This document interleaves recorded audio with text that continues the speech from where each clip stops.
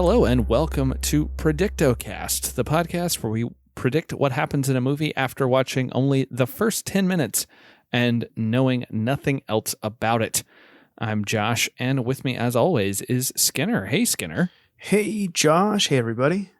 We are continuing on this week with our coverage of Exotica from 1994.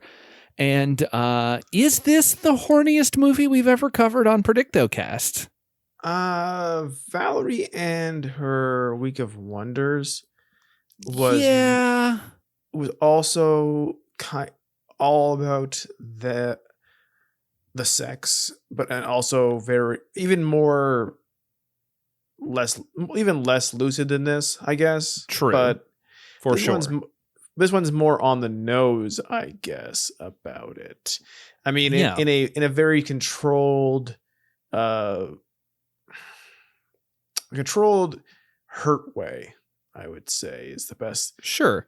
So way to do this. before we get into it, we should do a couple things. First, it's very funny because in a Twitter exchange that we had with Darren, who is who has purchased the month and is picking all of these movies for us this month, he realized that pretty much every film that he recommended to us is a big ensemble piece. And he said, good luck trying to predict what happens in any of the other movies. And little does he know, we have recorded almost all the part ones already. And if you have listened to any of them, you know exactly how this has gone. Yeah, if you listen to part one for this that came out on Monday, and I would definitely recommend you do, we spend a good portion of the episode talking about Hamburger Helper, so we find ways to fill the time. But yeah, I found that very funny that he didn't even realize that he was just giving us lots of ensemble pieces for his selection, so that maybe gives us a bit of a leg up going into the next couple of movies, although we have already recorded part one for Denise Calls Up, so it doesn't really help us there. But I wanted to get your general thoughts on Exotica before we started kind of going into the details. Heads up, another addition to movies that I have not seen that this will bring up is Crash. There's some of that, but I think this does it better than that did. I think this is fairly well. I think this one's not supposed to make as much literal sense as some of them do. Like a lot of them are like, hey, everything ties together in the end because all these threads that happen throughout the city and everything else. This one, I don't think we're supposed to. It doesn't matter what literally is happening in this movie. I don't. Interesting. I think that it is all literal. This is a tone piece rather than an actual story he's telling of people. That's my take on it. That is that he is trying to explore themes, what people are feeling and what they're repressed and it just like repressed sexual energy, how we use each other, how we manipulate each other, how we manipulate ourselves, rather than something like here is a mystery to solve. Oh, because I get that. If you think, because if you think of what happens at the very end, it doesn't like. The reveal isn't earned in any particular way as far as like... Yeah, we'll talk about that in depth when we get there. I was most put off by that in a way. Like, I didn't quite get what they were going for. So I feel you on the metaphorical kind of vibe there, but we can break it down when we get to the end. But I think what I as far as how the movie struck me, I think it really has a good flow as far as like it really keeps its tone. I think Mia Kirshner, Elias Koteas, and Bruce Greenwood are all very good in it. For sure. Like Greenwood is doing. It really struck me how good Greenwood is doing at being this like really strained, destroyed man. When he does the flashback and he doesn't have the beard. Yeah. Because it really struck me then. And there's certain lightings when he goes into the crazy pet store as well. But like where, because when I think of Bruce Greenwood, I think of this kind of weathered, mature actor now. Like with like, lines in the eyes, but he's actually very young if you take off his beard in this movie. He's looking a little bit like Josh in Quarantine Mode throughout this movie. He's got kind of longish hair. He's got a beard. I'm like, I wish that I looked that good, but he kind of is sporting what I'm sporting these days. And what's funny, you sent that to me, and when I watched it myself afterwards, I thought like he's kind of mentally in quarantine. He's kind of going through he's kind of going through what we're going, except for emotionally, completely in his own head. What we have gone through this year, as far as like losing what we do have and use to cope and just feel regular all the time, like family, friends, casual outings, casual fun, casual shopping, everything like that. And some of us, our jobs, so many of us, our jobs, like things we do every day and things that we do. And we have become kind of like mildly broken and insular because of it. And we find different ways, but he looks like that because he has lost everything that meant anything to him, except for he has one outlet, much like we have one outlet, and that's podcasting. He has one outlet, and that's watching his former daughter's babysitter strip 1 inch away from his face. Yeah. So what did you think of it? How did it go for you? Well, first I would say that's very very insightful. Your idea of him being sort of mentally quarantined. I like that. I think that totally fits the character. I guess I do sort of agree in a way with you being that it's sort of this more metaphorical thing in a sense. I did enjoy it. I think that it does really work. Like it's weird this month because again, we're doing real movies. We're doing real movies. Yes. And Darren has good taste, at least as we've seen so far, that he's giving us movies that are enjoyable. We might have issues with them. We might have things that we would have liked to have seen, happen differently. See our Tamara Drew episode, but like, these are actual movies that are good and like thought about and like, well shot and well acted. And it's interesting to actually get to watch those for this show because we just watch a lot of dumb shit on the program. But yeah, no, I did really like it. I think that everybody is giving really great performances. I think Elias Koteas is really good. As Eric the DJ, like we kind of is he Casey Jones good? Because I mean, like maybe better. How he is here, he's more about Secret of the Sleaze than Secret of the Ooze. You know what I'm saying? I don't think he's in 2 actually. He's in 1 and 3. But still, yeah, he is in 1 and 3. I would say that he is not as good. As he is better than Casey Jones, but he's not as good as Wit, which is the guy he plays when they go back in time in Turtles 3. What really makes it hard with that, and he is doing a good performance. He's allowed to be more from Montreal sounding in this movie than he does in some of his more Americanized movies. But like, he has the same haircut as he does as Casey Jones. So yeah, it's like there's certain moments. Like, it's not like I've really gone back and watched the first Turtles movie maybe more than once in my lifetime since I was a kid. Mm-hmm. But like that movie was such a big fucking deal that like there's certain things about it that are forever burnt in my brain, and him and his fucking hair, especially 1994 collective soul hair is just it's just always going to be there. But I think he's very good. His way, like, he is such a character that could be utterly hateable because he is the character who's supposed to be jealous and kind of ruining what Christina and Francis have, but maybe he should ruin what they have to a degree. And also like his flashbacks to the what for a long time before you kind of realize what it is eventually, but at first what looks like they're walking through the Windows 95 backdrop. You kind of get a feeling like here's this guy who like most young men who are hitting on girls has feelings of like, I need to be something because I'm special, and to know he absolutely did not. And a lot of their talk back and forth of like, yo, you should use your voice, and I do some radio stuff. It's like they watched this movie and knew he was going to end up as a strip club DJ, and they're just trying to make the most ironic statements possible. Well, I think it is kind of interesting. I think the sort of the quarantine metaphor could apply to him in a way too, because it's him talking about like when he's talking with Christina early on when they're in the field, and he's kind of saying that stuff about like he wants to do something more with his life, you know. And it's kind of the same thing of like with us in quarantine of like people feeling down on themselves because they're not doing anything, because they're not getting anything accomplished this year, because they feel like, oh, I'm not being productive, or I'm not getting, and it's like, you know, you can just live. And Christina says that. She's like, aren't they supposed to just kind of pass by, like that you don't need to fill them with stuff all the time?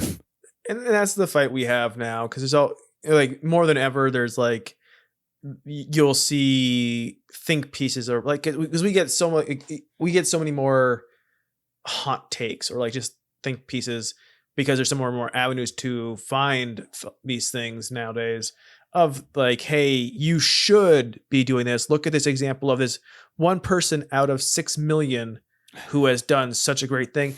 And if you think about it, sure, like there are going to be one person in 6 million who are exceptional and are going to do shit more, and great for them. I hate them, but great for them, right? But like it just seems, it usually you could pass it off as like, that's fucking annoying, but now it kind of feels like, oh, you're taking a stick and you've sharpened it and you're poking at me with it. But like you have this scene where he's talking about this, and then because at this point all he's been is a scuzzy DJ, and God, man, he's a great scuzzy DJ. And at a strip club where you can, like, as fancy as it is when they tell you like, oh, all you need is $5 for it to get something on your table. I was blown away by that. When he's like, it's only $5 to get all the girls to come over to your table for a private show. And I was like, this really undervalues the work that these women are doing. I think Zoe pay way more than that, $50. Zoe's got to raise the price. Raise the price. That's like $4.30 American. Oh, she still got it on like her mom's old pricing, because Zoe took it over for her mom, and she's like, I'm never raising the prices of these dances. Well, like imagine like inflation happened, Zoe. You have to get with the times. Like outside of the sign says Exotica since 1965, and then underneath it in big red letters, we will never raise our prices. It's like that one place that, like, you know, it's a penny shop for candy, but like everything actually is mostly modern prices, but they'll sell you a bottle of Coke for 5 cents for coming in. Yeah. But God, I needed Zoe to have so when Zoe does give birth to her child in like 20 years, the child is gonna be like, Mom, you have to raise the prices. No. We do take Venmo now. Still $5. Like we have that whole scene, like, and then you see kind of how Eric lives, which is in the shittiest, sad single guy apartment. It's just in the back of the club. He does in the back of the club. He has a mattress, a pillow, no sheets. He's just turning his light on and off. Click, bare click, light click, bulb swinging from a rope, and it's like, oh my God, this is so cliche and also so sad. It's like, oh, what a hard character to put any sympathy on, but man, you're working at it, because that's a miserable existence. And then I like, it's not like anyone has a good existence in this movie. Like we have, you know, Bruce Greenwood's Francis is destroyed by the loss of his family. Eric is miserable. Christina has a bad upbringing, and she's doesn't seem entirely happy as a stripper. She doesn't seem upset about what she does, but she doesn't seem super happy because she seems sort of content to basically do the thing that she can, because she has that conversation with Zoe at one point where she's like, a lot of us don't get to choose what we do. Yeah. And she's talking about Eric, but she might as well be talking about herself. Pretty much about everyone. And we have Victor Garber as Francis's brother Harold, who had an affair with Francis's wife, and he was in a car accident which killed Greenwood's wife and left him paraplegic. And he has this ability of being Victor Garbo, who is, besides his hair color changing, has been the same age forever. Yeah. And he can't look too happy simply because his facial features are so small on his head. So if he broke into a wide smile, it would only be a small smile in comparison to the amount of face on either side of his face. So, but like, I was looking it up, and like Victor Garbo is like early 40s here. I'm like, he could be any age because he's the same guy now. For his hair's turned white sometime after Alias. Yeah, but he's a welcome presence. Like literally everyone in this movie is good. There's like no one in this movie, like as far as cast. Like, I thought it was weird that we do see flashbacks and actual footage of Francis's family. They are not credited at all. Oh yeah, that is interesting and weird. But it's that whole story. So we can kind of go through the plot. We can talk about this since we've alluded to it with Francis's family. But like we find out through the course of the movie that his daughter was murdered, and the police believed he did it.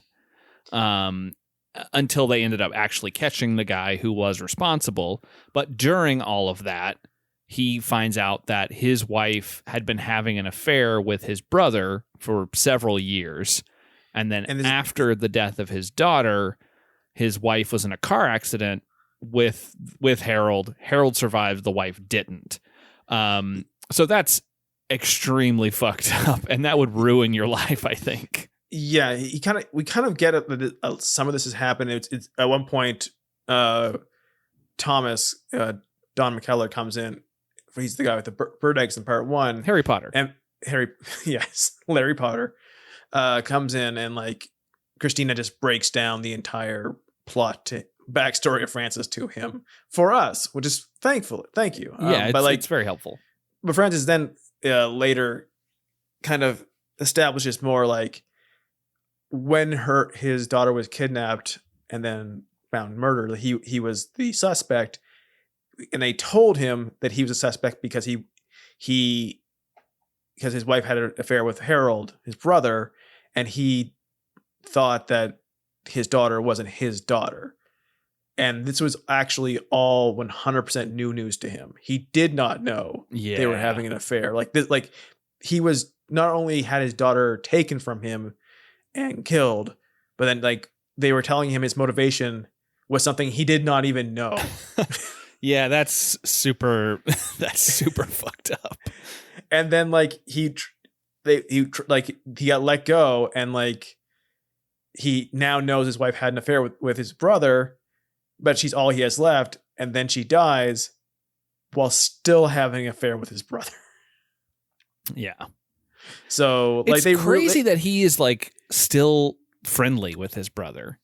It is crazy. I guess he realizes that's all his family that he has left, so he has to sort of. Well, he can't just completely shut them out. So he has this relationship with his niece Tracy, who's played by Sarah Polley. Once again, the cast in this thing is fucking great, of like top tier Canadian actors. But where they kind of, he has her to. Wikipedia says like he has her babysit, but he has no children. That's not quite what it is. He just kind of just drives her, and they have chats. Well, that's what he calls it. He takes her to his house. She plays piano and practices her flute. And then I think that was a flute. I don't know what it was. I'm not a musician. Maybe it's a piccolo. Maybe, who knows? But she practices her music, and then he uses that to go to Exotica and watch Christina dance, and then he goes home and he takes her back to her house. And this is like it seems at the end, because we find out later that when Christina was his daughter's babysitter, she used him as kind of a shoulder for her problems during drives back and forth from babysitting. And now he's using Tracy to kind of like fill a spot in his life where his entire family's gone. And she kind of is like, this is weird. Like you and dad don't like each other. And he kind of gives like this long speech about like, you know, friends are like, what are friends, and like what people, you know, people just like, he's familiar with Harold. He's family, and it's complicated. Yeah. I also find it really interesting that like Francis lives in this big, nice house, and his brother seems to live in a tiny little shitty apartment in like a bad neighborhood. Because when we first see him, first see Francis taking Tracy home, he sees a guy walk by and he hesitates to take any money out to pay her until that guy is gone. And then he lets her out and he watches to make sure she gets into her apartment. And like when he goes to see them later, the apartment's really small. It's on the second floor. There's nothing like fancy about it. And yet he lives in this big house by himself when he could easily open it up to them and like have them come and stay with him. I mean, his brother is in a wheelchair. Like he could provide some assistance and he just chooses not to. Like, I think it's it's that Revenue Canada money. When you work for the government of Canada, you're basically rich. B, like he doesn't like Harold. I like, get like, why, but I just find it I find it very interesting the way you see the contrasts. Yeah, I know, but like it's also like perhaps like doing this and giving Tracy money is his way of like helping her out of her situation. Yeah, maybe giving her money for kind of nothing, but like also giving him a mental excuse to like leave his house, and because he must feel some guilt about going to the strip club.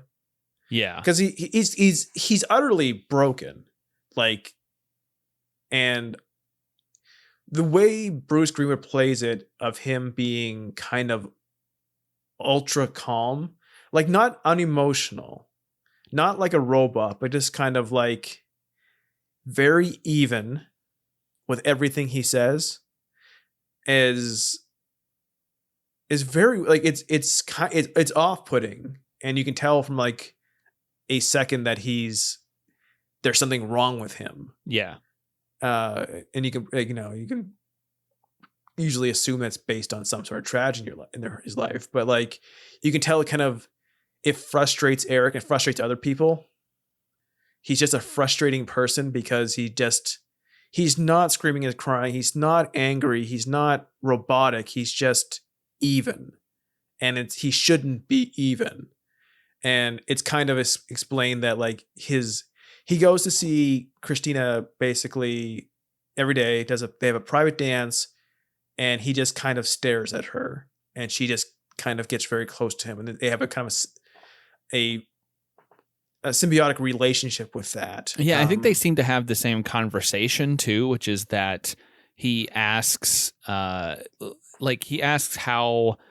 anyone could she asked him what he's thinking, and he says that he was thinking about what would happen if someone hurt her, and she's like, how could anyone hurt me? And he's like, well, they can't if I'm here to protect you. And she's like, you'll always be here to protect me. And this seems to be a conversation that they have basically every time he comes in, because he needs to tell himself that he should have been there for his daughter, and like that whole parent thing of like, oh, nothing can happen to you if I'm here. Yeah, and that is important because she is dressed, again, as we mentioned in part one, Eric refers to her as a sassy piece of jailbait, which they do call out. Zoe's like, do you like when he introduces you that way? Because it's kind of weird.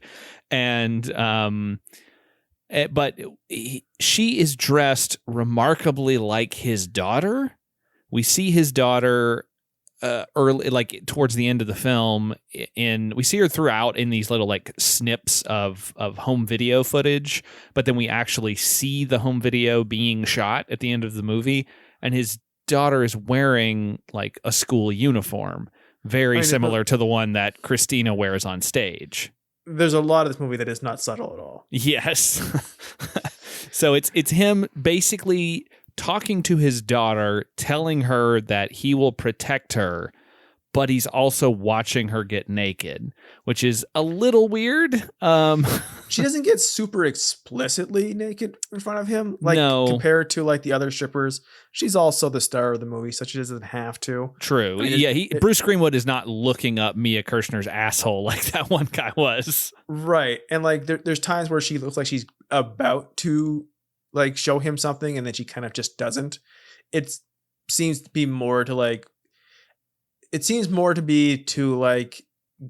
as an excuse for them to have a close physical intimacy that's not sexual, but she has to make sure that everyone around her, including Eric and Zoe, think it is. Yeah, I could see that. There is a moment when they're together and they're dancing, and it's right before he touches her and gets thrown out of the club, but it made me laugh a lot because of how you said he's sort of even and like just sort of, cold in a certain way. And she is just like writhing around and dancing up a storm while he sits there with his head in his hands. It made me laugh so much. It's funny because sometimes she'll get kind of on his lap. It is a lap dance. This is a bargain basement. I don't understand. I still am thrown by that. I can go get like you can go get like 4 Snickers bars, or you can pay to have a human at this fairly like it's very upscale. It's very upscale looking. I mean, it's a set, so I mean, like even the pet shop looks very upscale, but like it's not a dive. It's not a place with a buffet. It looks like an old fashioned like 40s club that has been transformed into a strip club. I'm on an incognito tab. I'm checking to see how much lap dances cost. Okay, let us know. $20. It looks like. I know that's there's actually an article. There was an article on melmagazine.com that asks Mel Magazine for elves. No, if you're Gordon Shumway per se, and you wanted to know how much a human lap dance costs, and or how much it costs to buy a cat, you would go to Mel Magazine. Well, but this is an article from I believe 2019 that asks the question: why haven't lap dance prices increased with inflation? Like, I mean, apparently they're down. They're still down. They should be higher. They should be higher because the workers deserve more money for it. Yeah, it says in New York and LA, the average cost of a lap dance was $20, and it's been like that for about 20 years, which seems seems too low for what is being done. Considering the cost of gas is gone. Anyways, but like cost of living is way up. I'm just trying to picture Elf getting a lap dance to this theme song for the Elf cartoon, which is very, very good. I want everyone to take this moment where I'm suggesting you think about Elf having a lap dance, but also I want you to go to YouTube and look up the Elf cartoon theme song, because it is a very good theme song and it will be in your head all week. Could a stripper dance to the Elf cartoon theme song? I think they could, because he's the only one that can scratch their itch. He's going to put him in stitches. And you also be thinking about Elf getting a lap dance all week. He only has 4 fingers, but guess what? He has $5. He has 4 fingers like the hamburger helper glove. He could just slip that on. That's right. No glove, no love. It's him and all our favorite cartoon characters from NBC morning cartoons like Kissy Fur. But like there's times where she's just writhing on him like it's an actual lap dance and she's actually doing the job. There's other times she kind of like gets very close to just leaning her head against him and just falling asleep, like she's getting a hug from her dad. Which it's so close that the no touch rule is almost weird, because they're so close. And when we talk about the touch thing, even that is so unsexual when he does it. Yeah, so Eric is jealous of their relationship, and because he used to be involved with Christina, and he decides to plant some information in Francis's head to tell him that, oh, he's seen him with her a lot. He puts on an accent to do this, by the way, which I thought was very funny. And he tells him that he should touch her and see if she, see how she reacts, because he bets that she'll like it because they're always together. And that puts this weird thought in Francis's head. So then he does touch her, but he touches her in such a weird way. He touches her in almost the way of a dad or a mom putting their hand out in front of a kid when they have to stop suddenly in the car. Like, even though the kid's wearing a seatbelt, like my mom did this to me all the time, is that when if she had to stop suddenly, her hand would instinctively go out in front of me to basically protect me if something happened, and that's almost the motion that he does when he touches her, like on the stomach.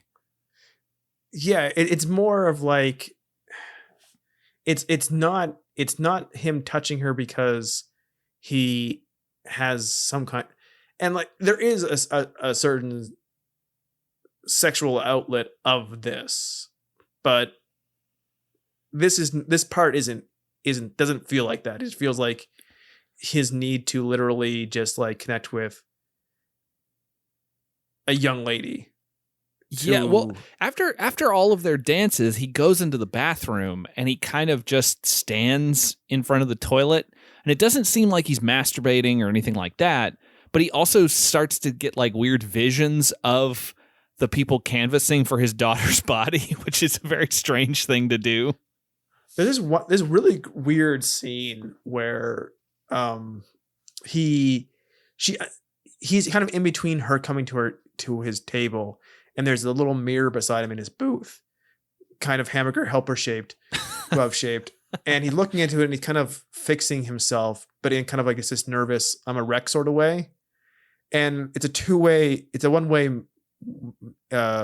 mirror. It's actually the other side is Eric looking at him from about an inch away, and just watch him fix his hair, this broken man, and just like, it's just this weird. I know it's supposed to be comparing the two of them. They both need Christina for other reasons. Like Christina is just a symbol for them, but we find out that also Francis is a symbol for her. Yeah. And then kind of. The problem for Eric is Eric needs something and he has failed, right? And he seemed to be kind of hoping that Christina would almost be his muse, or someone who could like believe in him being more than he is. And she's no longer that person for him. And it's kind of a one-way street for him. And to see it kind of like a two-way reciprocation between the two of them fucking infuriates him. Well, it's kind of the same thing as the airport scene at the beginning. We have another one-way mirror where these people are looking at each other, and my prediction came true, which was the customs guys came back, or at least one of them did. And I think that's maybe a good way to transition into talking about Thomas's story. We'll come back to Francis and Christina and Eric, but Thomas does kind of move in here a little bit, and so Thomas is a animal smuggler, as we guessed. Unfortunately, not snake eggs; they're hyacinth macaw eggs that he is bringing in. Those are the birds from Rio and Rio 2. And as I've mentioned on this show many times, Rio 2 is a kids movie about cuckolding. And so I'm sure we could tie that into here somewhere, into Exotica. I think it's like the 9th episode of the show, including ones that have not come out yet that have made that statement during, and no one's ever responded to it in any of our comments, nor argued with me. So I'm assuming it's all silent agreement that Rio 2 is about marital strife and fear of cuckolding. Well, I mean, I guess there is some fear of cuckolding with Francis in this, because obviously his wife was stepping out on him. So Thomas, she was getting Victor garbled up. God.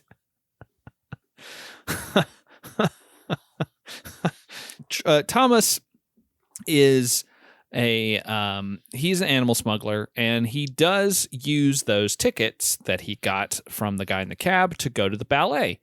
And when he gets there, he's thinking about scalping the tickets, but he comes across a guy who needs one ticket. And so he asked the guy to go with him, and I couldn't quite tell what was happening.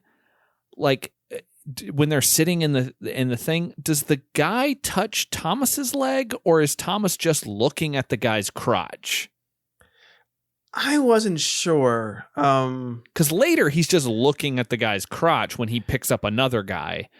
But yes, this felt like just that kind of nervous homosexual flirting in the times of, and it's not easy for them now. World is not making it super easy for them, but like it just felt like kind of that furtive way that they had to do it in public. You couldn't be as open maybe at this point in time. And so he has to be a little bit more discreet about it. And so they enjoy the ballet, and he offers to give the guy his money back because he says, hey, these tickets were free. I shouldn't have charged you for it. That wasn't really fair of me. So he gives the guy's money back. The guy's like, well, maybe I can take you out for a drink or something. And Thomas says no. But this is now something that he starts doing. He starts getting ballet tickets because I think he's trying to find that guy, but he never does.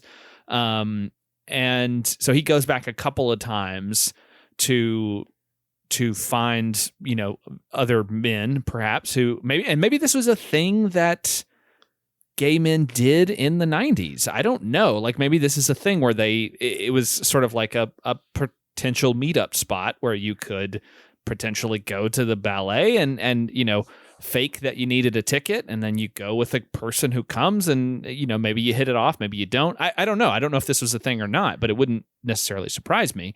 Maybe it's kind of like an extension of sort of the cruising thing where they would put different colored handkerchiefs in their back pocket to kind of give you sort of a signal of what they were interested in or what they were willing to do or whatever.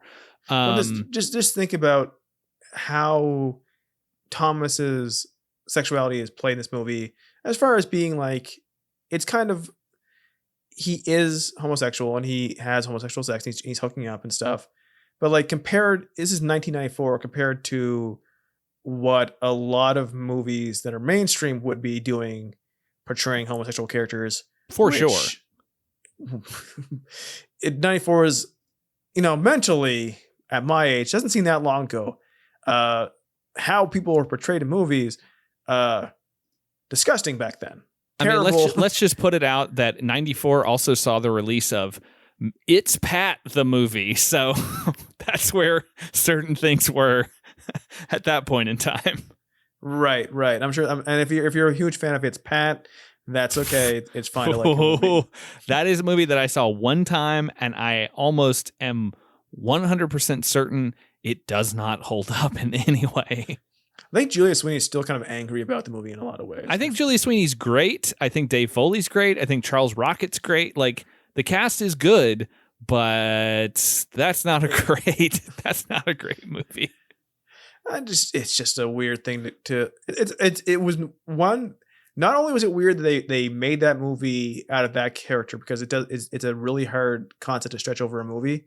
It also seemed to come out about 2 years after when that character was popular. Yeah, man, that's a weird one. Did you see Night at the Roxbury? I didn't. I've seen it. It's what is nothing. Love, Josh? Oh, baby, don't hurt me. But yes, you're right. I mean, certain movies in 94 were not dealing with homosexuality or being transgender in a in a very delicate or nuanced. Yes, it's like it's kind of crazy, but yeah, he's just a guy looking for potential hookups, and he does eventually meet a guy who he seems interested in. They go to the opera together, or the ballet rather, and they go back to his place. I'll get to Thomas's story with Francis in a minute, but he hooks up with this guy who is the customs officer that we saw at the very beginning of the movie that was watching him.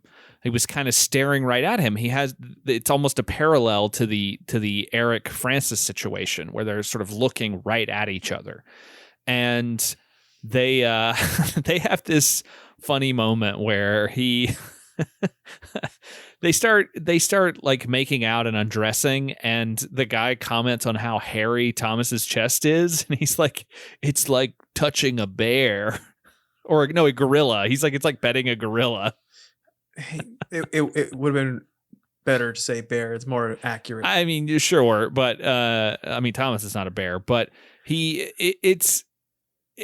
I thought it was very funny that he says that. And I think to me that would immediately like my boner would immediately go away.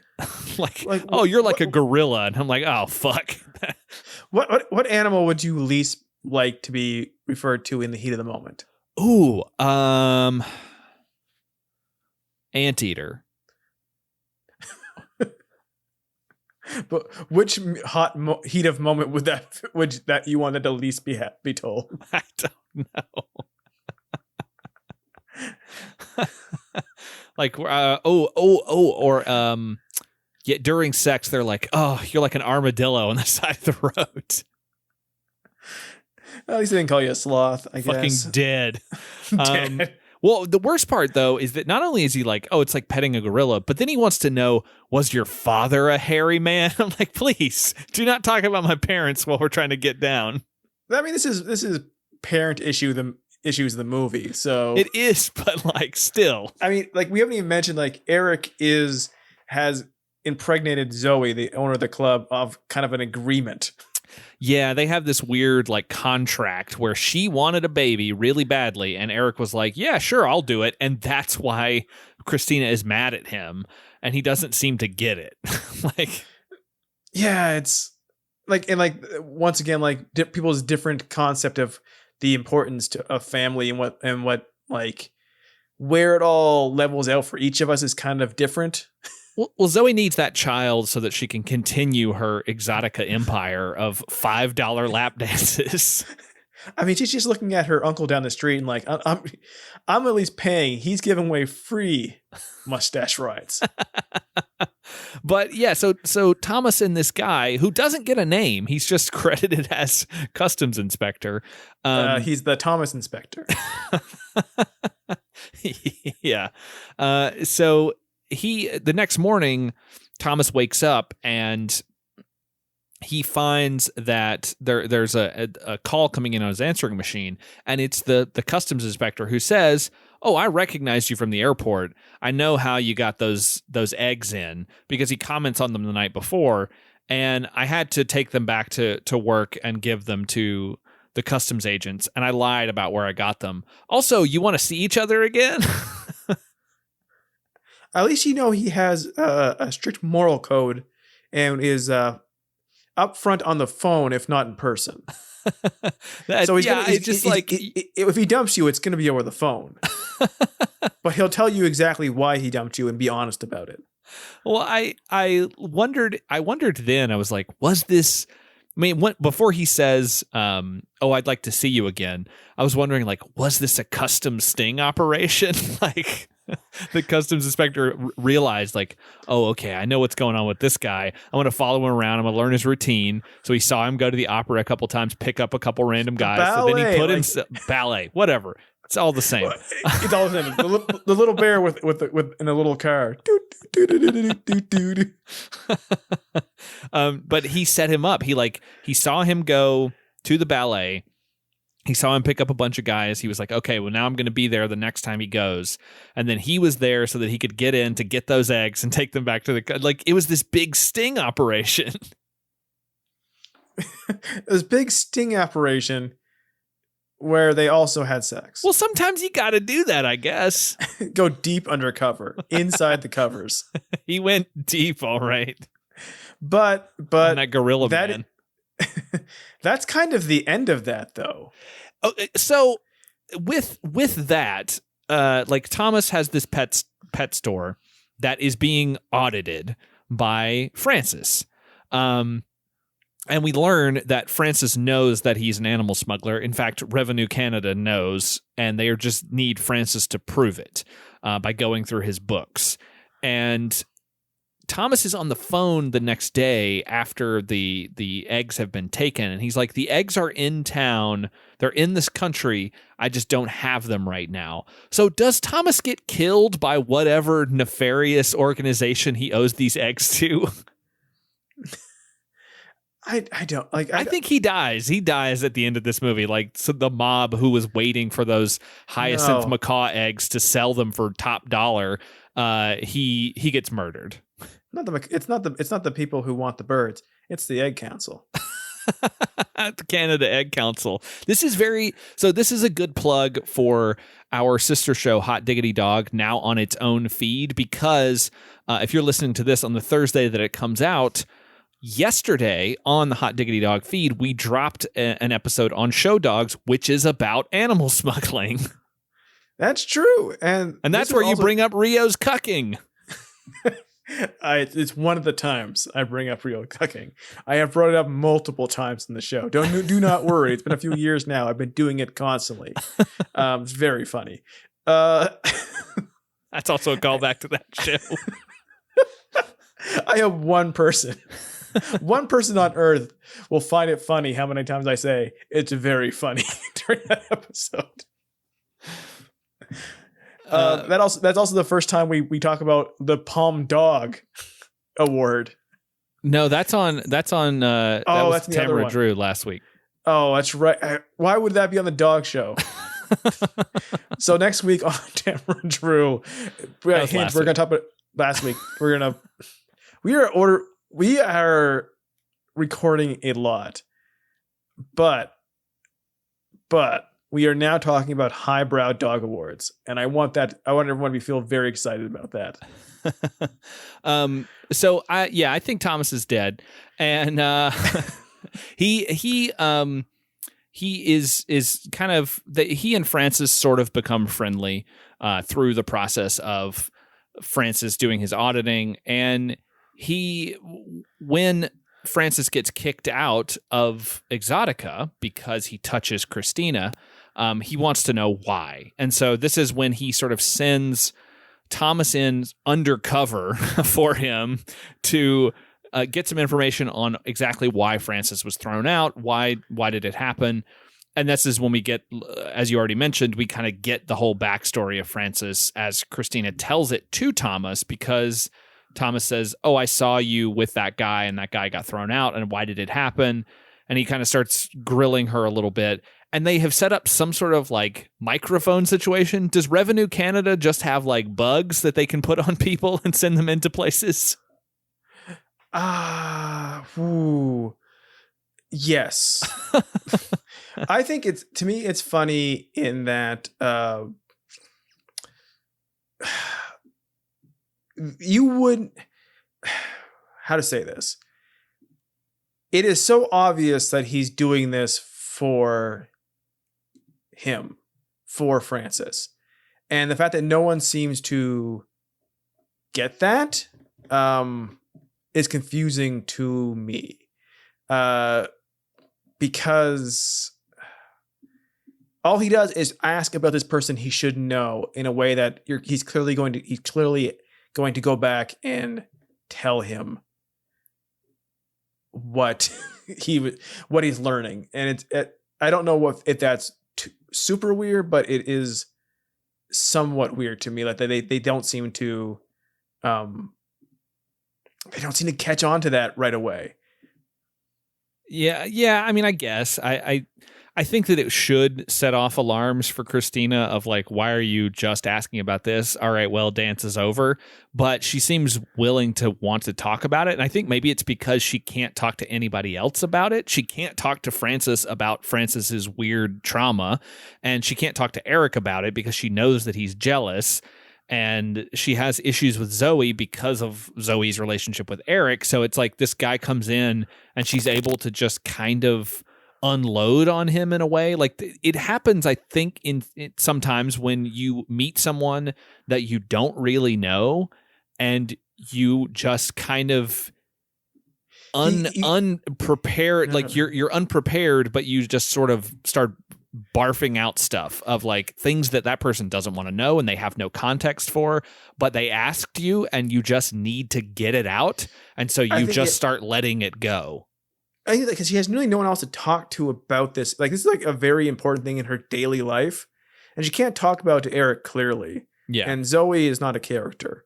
So here's this guy who you can kind of tell is harmless and just is not in the strip club in a sexual way. So she probably her guard is down about that, but she kind of wants to explain to him what Francis did was wrong and why it was wrong and why it went against their kind of their unspoken agreement. But also it's kind of weird that she seems to have so little idea that something prompted him to do that, other than he kind of broke the barrier.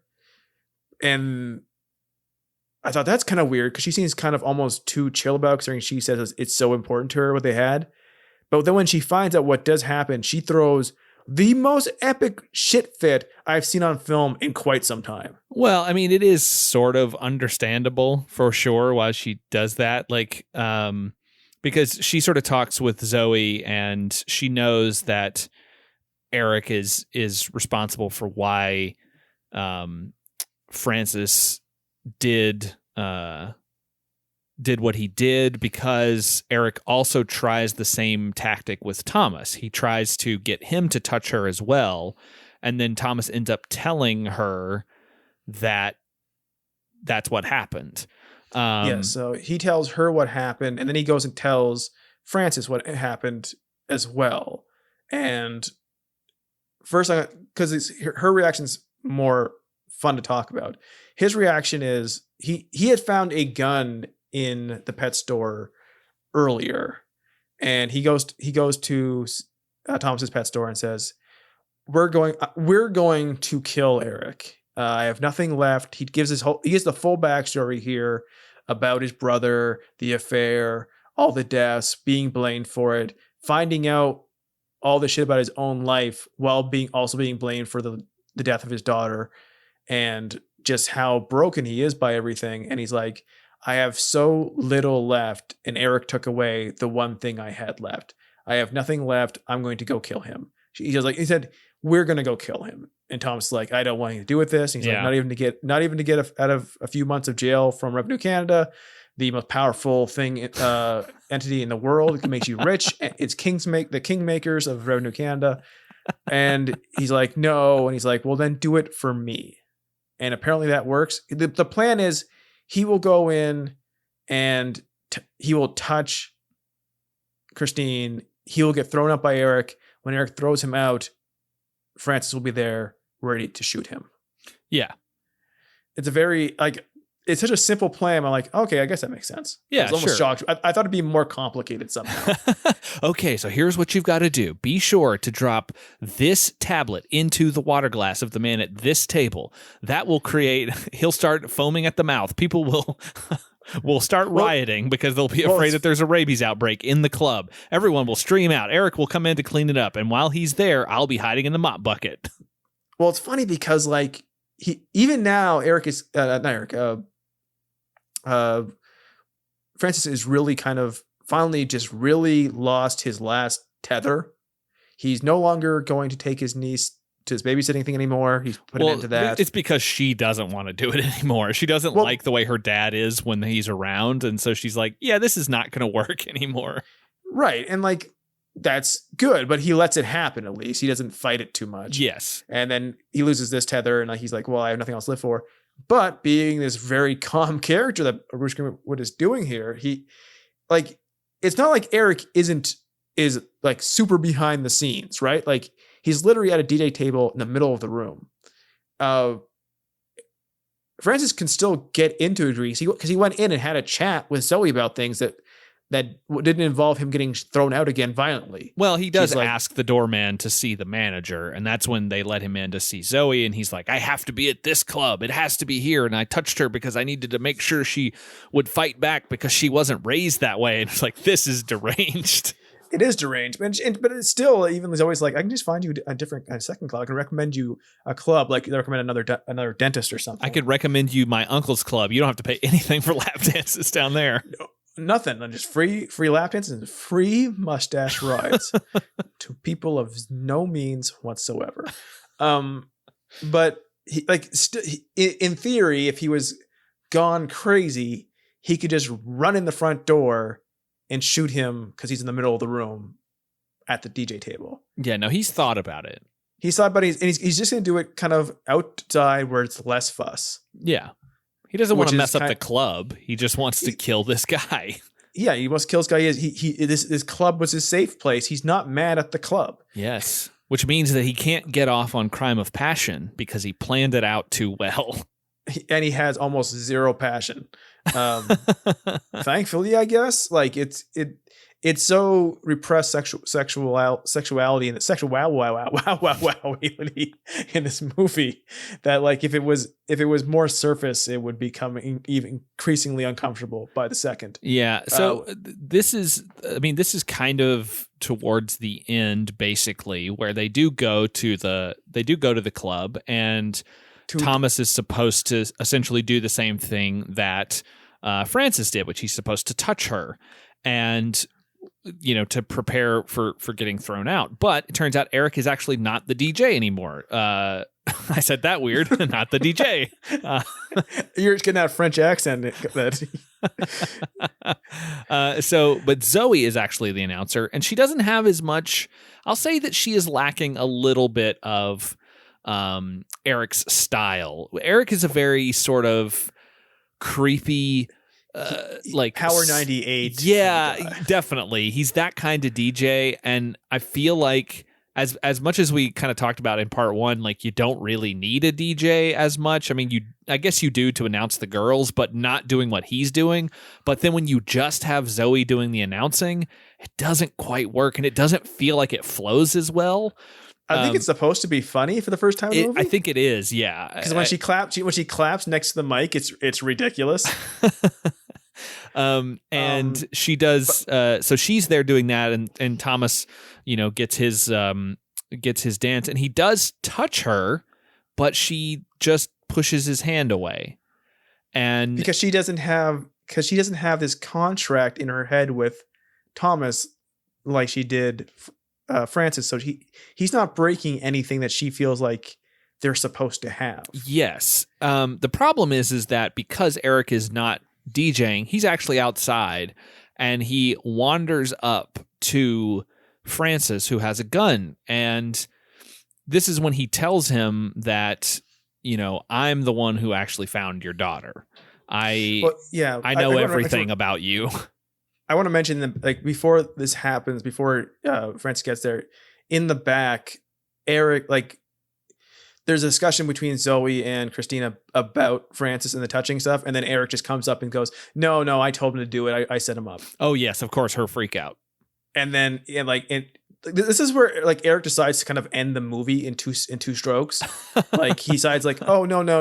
I'm just gonna tell you what I did to the plot earlier," and she literally just like she's flopping on the floor like a kid who didn't get a bag of pepperoni pizza combos at the grocery store. Like she's fucking losing it and just like smacking the ground and cursing him out because she has now pushed away something that was super important to her because she felt he broke this rule and he didn't actually, and now it's probably in her head, it's impossible to get back to where they were at. Yeah, so I think it's this interesting parallel because she is able to sort of unload on all these emotional things with Thomas when he asks. It's just one person asking and you're able to just get it all out. And then in this, it's like the built up physical like aggression and emotion that she has, and she lets that out physically on Eric. So it's just like she's hitting him and swinging at him and screaming at him, and it's like she has to sort of release that tension or she'll explode. And she hasn't been like as preternaturally calm as Bruce Greenwood the entire movie, but she has been very not freak out the whole time. Like she's very even, she's very soft spoken. She's very quiet in her own way. Like she's not a character that like you walk away from this movie like, oh, I remember Mia Kirshner's voice in this movie, because she's just talking kind of quietly the entire time and letting other people kind of wash over her. Yeah, it's a lot of Eric talking at her in the flashbacks, and also he says, a lot, which is very funny. I just feel like I should be doing more, and my days, I feel like I should be filling them up more, I feel like I should be doing special with my time, I had no idea that Elias Koteas was Canadian. From Montreal. Like literally everyone in this movie is. Well, yeah, I figured when he was in this, but yeah, so she does have that big freak out, and it works. Pretty great. It's uncomfortable for sure, but it works. So she's like literally on the ground on her back, like just flailing her arms around. Yeah. But cutting back to the end, like we've seen them, in flashbacks and stuff, him and Christina, how they met as they were sort of canvassing for this girl's body. And it kind of ends here with him telling Francis that he's the one who actually discovered Lisa's body in the field. And he like knows, he knows all about him, and he knows that, he knows what he must be going through, and they hug, and it's like, oh, okay, well, that's done. Like when he tells Christine why he did it, he says it in such a way that like what Francis and her were doing healed him somehow. Yeah, he was like, I liked seeing you soothe him, and I used to like it, but then I grew to like hate it or resent it. Yeah, but this was like the big twist ending. So they flash back not only to them finding the dead girl, and like it hasn't been clear all movie that they were canvassing for a dead body for sure, but like you knew it pretty quickly. Yeah. But they're so casual doing it too. It's kind of weird. Yeah, I'm just out here canvassing for this dead girl's body. Also, I'm going to hit on this girl who's cute. And he's very clearly doing that. He's just like, I like you and I'm hitting on you. He's got shorter hair than too, so he hasn't hit full scumbag yet. But we go back to, this is where we see Francis back at his house doing the filming that we see flashbacks to earlier of his wife and daughter playing the piano. And then the babysitter shows up early, and the babysitter is Christine. And then we see him drive her back, and she has home problems, confidence problems, doesn't believe in herself. And he's this young, smiling, baby-faced Bruce Greenwood compared to the rest of the movie, who legitimately isn't that old in real life at that point. Like just says like, oh no, you're a great person. You're so patient with my daughter. She always praises you for how well you listen. Cause get it, she's good at listening. She's good at being a shoulder to cry on. And he watches her go back in the house, and you get this moment of like this. Okay, they've been doing it for each other for a long time. He broke the rules by touching her and by making it sexual when it was important to her, because she knew since she was a child that it wasn't sexual. But it wasn't sexual, or was it? Yeah, like this is where what I was saying at the beginning of the episode, that I kind of don't fully grab what they're trying to put out here. And here's where I'm confused because, and it just might be me. So like, if I'm off on this, it is a movie of a lot of like, things that are unstated, which is good. Movies don't have to tell you explicitly that both superhero characters' mothers are named Martha. But like it felt like to me for a moment that he didn't know the stripper Christine was the same as the babysitter. I was wondering if that's what they were implying, because I was like, that can't be possible, right? Like he has to know. Like it literally wouldn't be that many years later. No, she looks like it's not like teenage Christine isn't played by Mia Kirshner, because it is. It's just she has her hair in Twin Tails. She looks like this scene right here is the weird, seedy backstory, side story to an episode of The Babysitter's Club. Like if Christy or Marianne, let's say Marianne, that makes more sense. Like if her father was a tad more abusive and smothering and verbally keeping her childlike and putting down her self-worth, like, and she got comfort from one of the clients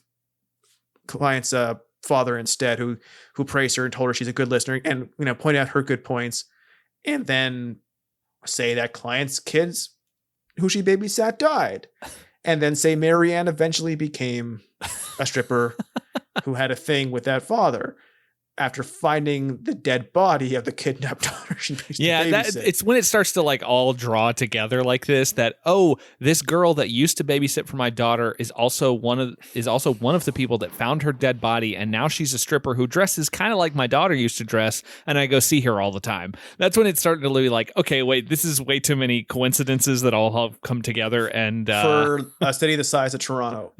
But like, where's this green field in Toronto? I would love to know. But also, like, because it makes sense that he does know it's the same person, because he would have to. Yes, of course. But at the same time, he clearly doesn't know that she also found his daughter. Yeah, he does not know that, which is weird. Like, it feels like that's something that would have come up even before she became a stripper. Like, he would have known that because they were already friendly with each other. Like it's not like he does, like, she babysat once or twice. It's implied she babysat all the time, and he's helped her. They had dozens of chats on these drives back and forth. Like, he's not like, oh, he doesn't call her the babysitter. He knows it's Christine. So, like, in a way, and based on what their exchange is and how they talk to each other about what happened to his family and the understanding, okay, I get it. Like, he does know it's her. That makes 100% sense. Yeah. But all at the same time, it's shared in a moment where he doesn't know Eric and her found her. And it's like, yes. And so Eric saying that out loud ends the movie completely. Like, he says it, they hug, there's the flashback, and then there's credits. We see teenage Christine go into her house. She looks just like fucking original, like Waha, it's good, better than Ezra version of the Babysitter Club movie, Marianne. Like, mousy, two pigtails, 100% that. It looks exactly like a scene where Marianne's getting dropped off in the Babysitter Club. And we watch her slowly walk down this driveway, this perfectly centered, perfectly symmetrical shot of this house. We watch him watch her go inside the house. And you're like, at the same time, because he's waiting so long, because he's protective of her and knows she has a bad home life? Or are we trying to say he also has this weird suppressed thing for her? We were told he doesn't know his wife's cheating on him. So yeah, I don't know. Does he get something from those conversations? Because at the end when she gets out, she's like, I enjoy these drives, and he's like, I do too. And it's the same thing that he's trying to play out with Tracy later. and it's like it's this weird thing of him needing younger women to talk to him, which is weird. Yeah, but some guys need that, and it's in the creepiest way of like, I need someone younger to look up to me. Yeah, that is kind of what it seems like with him. Like I need it, like, because he doesn't have that thing, but like at that point it does, because like in his need at the strip club, it comes off like he needs somebody who knows his situation, knows his pain, and will just ask him the same question and understand his full story without him ever having to say what the backstory is. It's very specifically, this is a person from before who is now, who works a certain kind of job that I can have a certain kind of intimacy for, and I can support her financially while doing this, because he passes her money for babysitting in the car, and it's kind of mirrored to him paying for the strip dance. Like everything in this movie is mirrored, like a mirror. Almost say like a mirror. There's actual mirrors. You can almost say like, is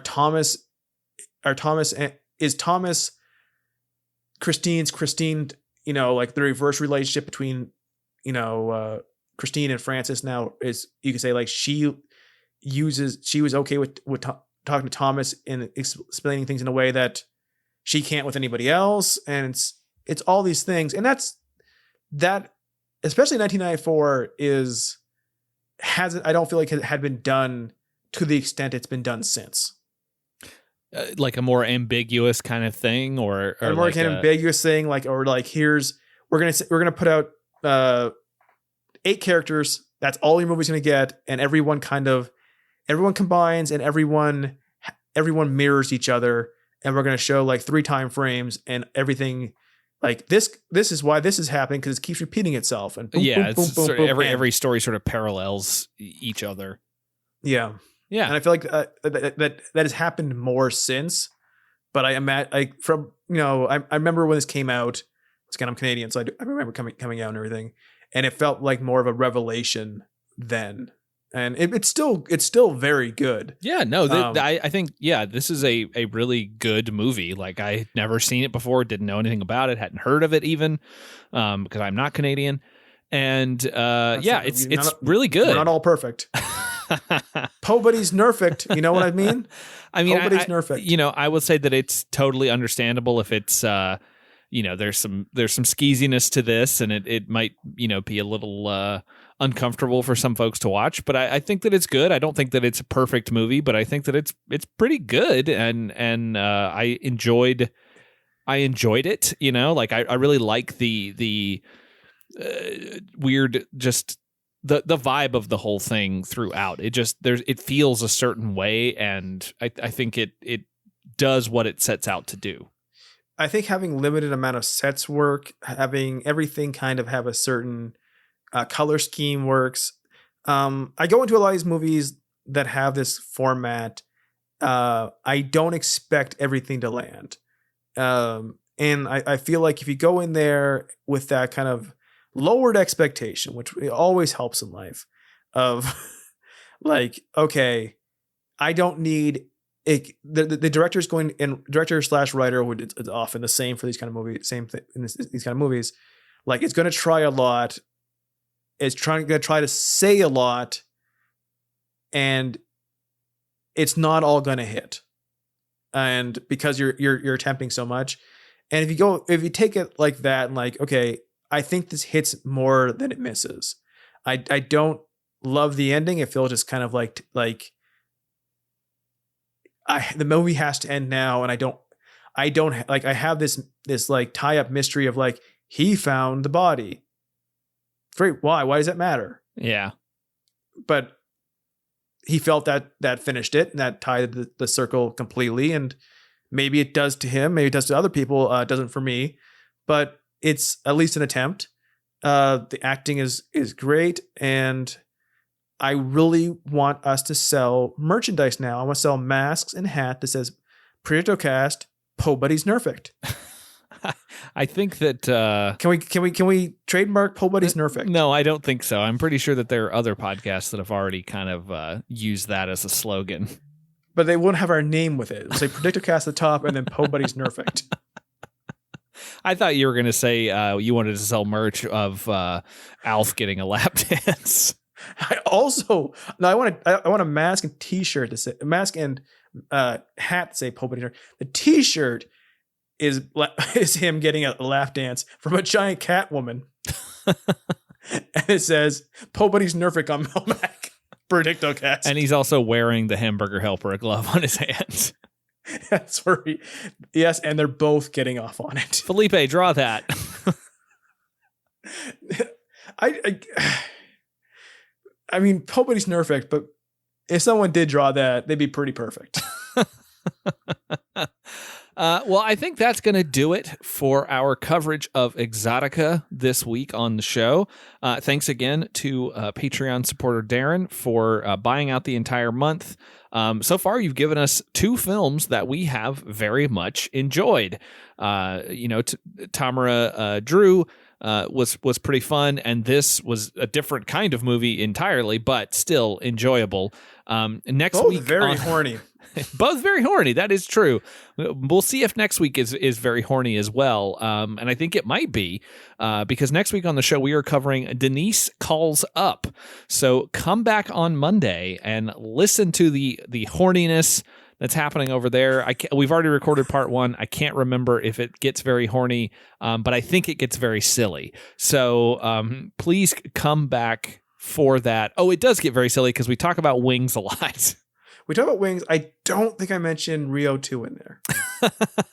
Rio the bird has wings. There you go. That's how it's connected. And if you want to know if we do talk about Rio 2, you're going to have to join us next week on the show. But until then, I've been Josh. I've been Skinner. And we predict you'll join us. Gordon, Gordon, Gordon.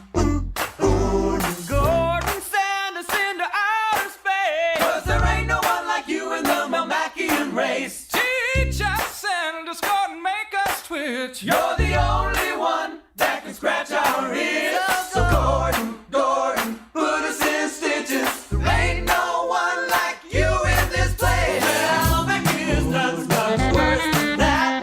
Melmac is really... If you like the show, subscribe, rate, and review us over at Apple Podcasts. We're on Twitter and Instagram at predictocast, and you can find our entire back catalog at predictocast.com.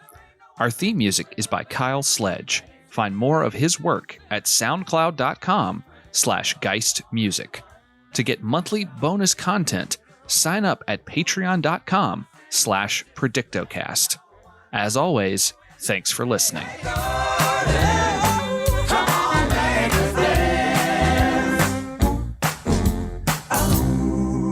No more tabby paw pie for me before bedtime.